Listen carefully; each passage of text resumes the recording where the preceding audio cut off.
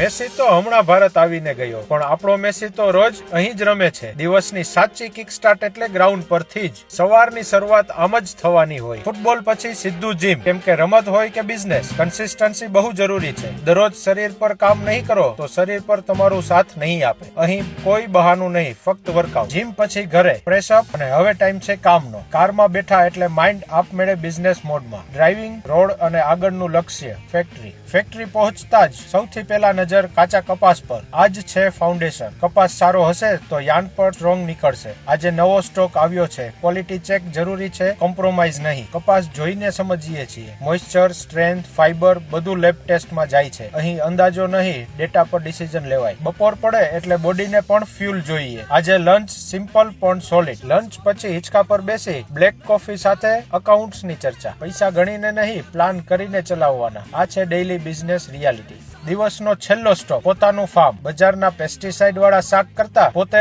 ઉગાડેલું શાક વધારે ભરોસાપાત્ર. શરીર સાફ, મન શાંત. આજ છે રિયલ લક્ઝરી. ફૂટબોલ થી લઈને ફેક્ટરી સુધી, જીમ થી લઈને ફાર્મ સુધી, મહેનત, ડિસિપ્લિન અને સિમ્પ્લિસિટી. જો આ સફર તમને ગમી હોય તો એને આગળ પહોંચાડજો. અંત સુધી સાથે રહેવા બદલ તમારો આભાર.